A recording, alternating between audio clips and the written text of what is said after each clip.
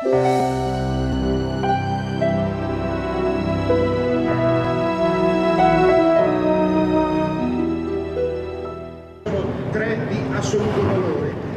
second race is homage to the event disputed in the Principality in 1952 with sports cars. It was the reigning category on the circuits at the time.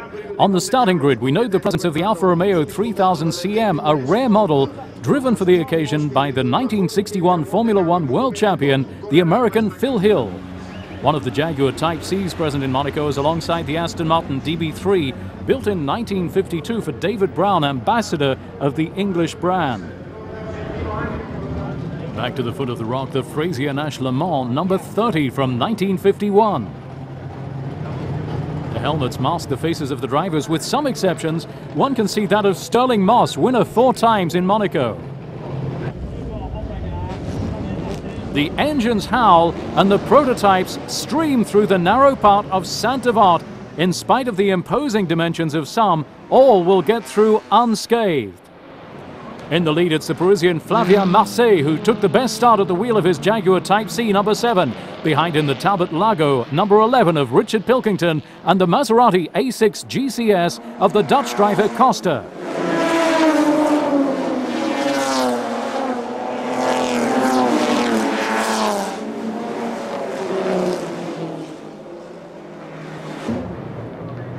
After a few corners, Phil Hill and his Alfa are third. The American champion ran 5 times in Monaco, but he never won here. With his determined style, it seems that he wants to get his revenge this time.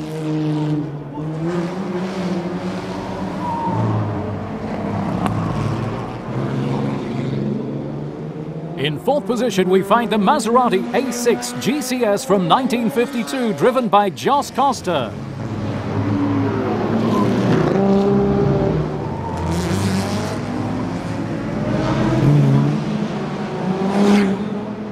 Gradually, the field spreads out, and it seems that the race has found its master. While Phil Hill may still reserve a few surprises for us, the dominator of the event is Marseille, who drives his Jaguar C-Type with fervor, but also with precision on the circuit. It should be noted that several cars are of over 3 litres here, but the race of 1952 in Monaco was in fact reserved for cars of less than 2 litres.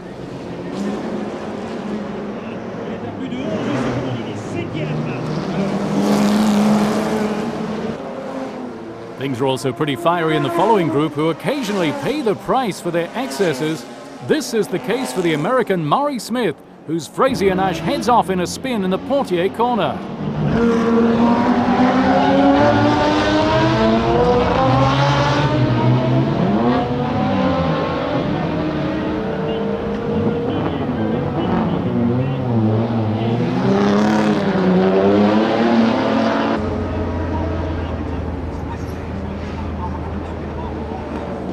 The Monegasque track yet again earns its reputation of being ultra-selective. The no-guess corner buries the hopes of Phil Hill. The contact with the crash barrier is inevitable, and the accident forces the American to retire. Battling it out during this time, the Talbot of Pilkington and the Frazier-Nash of John Ewer, who finally manages to overtake in the Mirabeau downhill.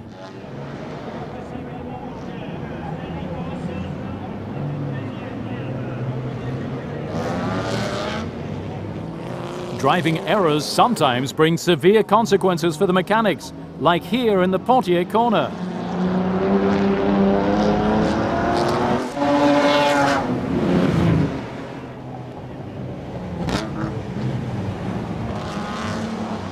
The fight's still raging between car number 28 Pilkington and number 11 John Ewer for second place, quite a way off now from the Jaguar number 7.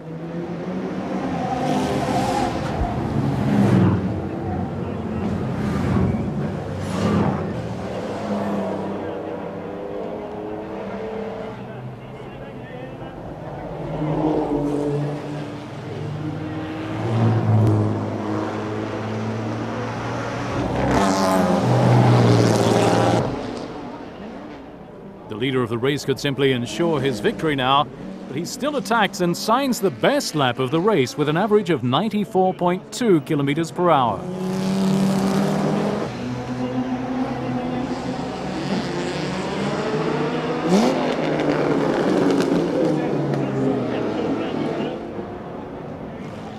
At the end of 10 laps, it's the Jaguar Type C of Marseille that takes the race ahead of Ewer and Pilkington. He finishes the event with an average of more than 90 kilometers per hour.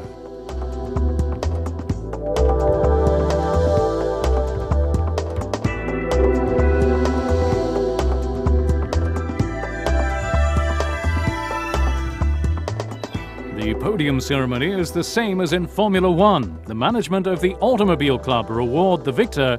The winner can be satisfied. Thanks to him, the Marseillaise is played in Monaco. It went very, very well. It helps to have the best car. I had a good start. Did 2 fast laps to get a solid lead and then managed gently. I kept an eye on the temperature and made sure not to step out of line, and the car went marvelously well.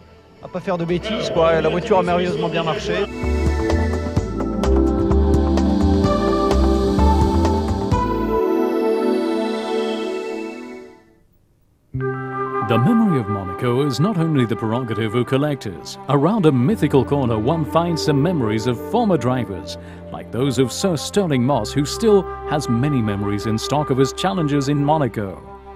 The circuit is great, but my visits are not. In 1961 it was 100 laps, and for the whole race I only had about 4 or 5 seconds lead from the Ferraris. So the whole race I was flat out.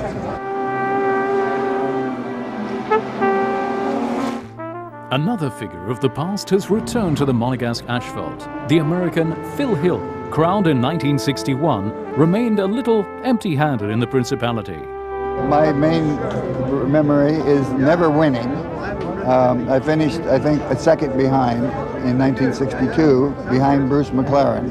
And I finished third in 1961 and fourth in 1959, but I never... always the bridesmaid, never the bride. Here now is a young octogenarian who belonged to the wave of Argentine drivers who came to conquer Europe in the 50s. However, Roberto Miras does not only have good memories of the Monaco Grand Prix. I was running fourth in the 60th lap when, at the exit to the tunnel, I saw a pall of smoke. Thought it was a boat, but it wasn't. When I went past the pits, my mechanics indicated that I was in the lead. It was Ascari who had plunged into the sea. Then 2 laps later, I broke a universal joint, and for me, the race was then over.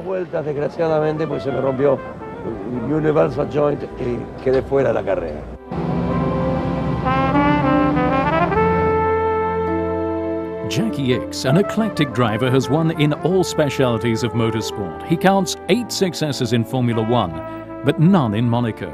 That doesn't prevent him from being one of the living legends of this Grand Prix. Monaco, I can't say it was particularly friendly to Ferrari and Jackie Ickx together, but we always ran well. But the memories now, more than ever, when you think red, when you think Ferrari and Monaco, they're all mythical. Quand on pense rouge, quand on pense Ferrari, qu'on pense Monaco, ce sont tous des endroits mythiques.